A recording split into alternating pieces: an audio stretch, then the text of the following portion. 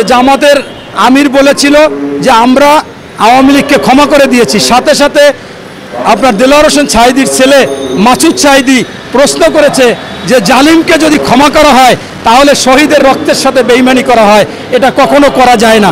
যিনি বাংলাদেশের আইন নিয়ম কানুন সব কিছু শেষ করে দিয়েছে, যাকে নিয়ে বলা হতো এই কোর্ট সেই কোর্ট, সব শেখ হাসিনার পেডিকোট, সেই ফ্যাসিস্ট, ভোট চোর, গণতন্ত্র হরণকারী, লুটেরা, সবচেয়ে দুর্নীতিবাজ এবং যিনি গুম করেছেন, খুন করেছেন, মামলাবাজ, সেই শেখ হাসিনা গতকালকে বলেছে একটি তার কর্মীর সাথে বা নেতার সাথে যে ফোন আলাপ ফাঁস হয়েছে, সেখানে উনি বলেছে যে আমি পাশের দেশেই তো আছি, যে কোনো সময় টুপ করে ঢুকে যাব।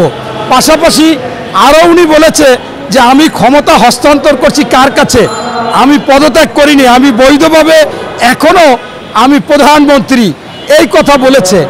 আসলে অনেক সময় ছোটোবেলায় শুনতাম যে দশায় চায়, ওনারে আসলে দশে চায় না, দশায় চায়, এইটা উনি ভুলে গেছে। এই জন্য মাঝে মাঝে আবার একটু এই উদ্বেগ শুরু করেছে।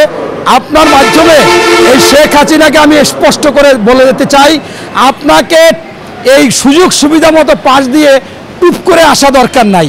আপনার এই বাংলাদেশে আপনি প্রধানমন্ত্রী হিসাবেই আসেন, আপনাকে 20 কোটি মানুষ দেখতে চায় যে আপনি বাংলাদেশে আসবেন, সেই বাংলাদেশে বিচার হবে, সেই বিচার হবে 3টি গণহত্যা, একটি হচ্ছে সেই শাপলা চত্বরের গণহত্যা, আরেকটি বিডিআরের গণহত্যা, আরেকটি এই ছাত্র জনতার গণহত্যা। পাশাপাশি বিএনপির যে হত্যাগুলো করেছেন, যে গুমগুলো করেছেন, যে খুনগুলো করেছেন, তার বিচার জনগণ চায়।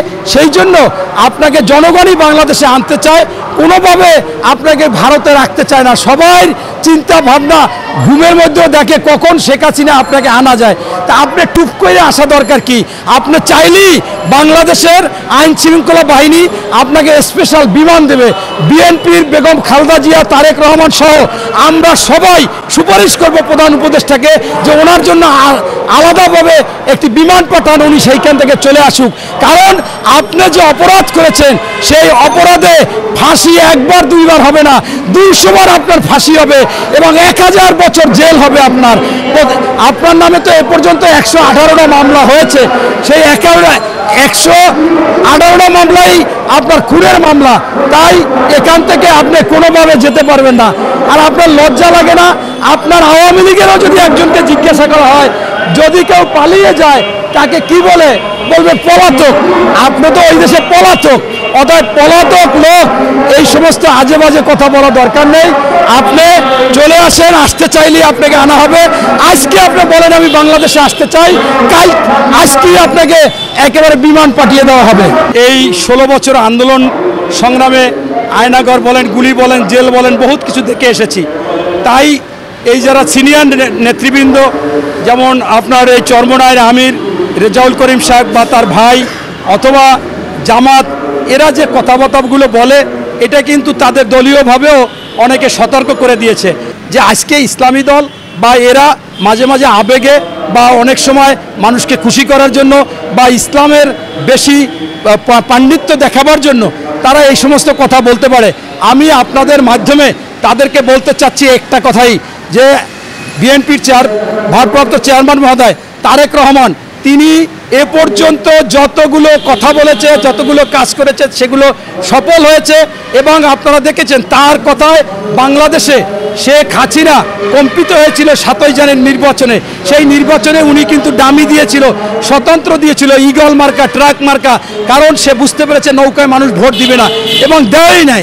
পরবর্তীতে এই শেখ হাসিনা নিজে তার প্রতীক নৌকাকে বঙ্গোপসাগরে বিসর্জন দিয়েছিল। বিসর্জন দিয়ে স্থানীয় সরকার নির্বাচনে উপজেলা এবং ইউনিয়নে তিনি স্বতন্ত্র দিয়ে দিয়েছিল যে না, নৌকা দরকার নাই।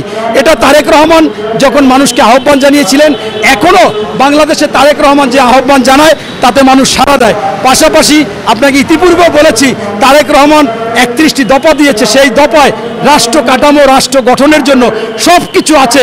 এবং তারেক রহমান আমাদের প্রত্যেকটা জেলায় স্কাইবি করতেছে সম্ভাব্য এমপি প্রার্থী এবং বিএনপি বা অঙ্গ সংগঠনের সভাপতি সেক্রেটারিদের সাথে।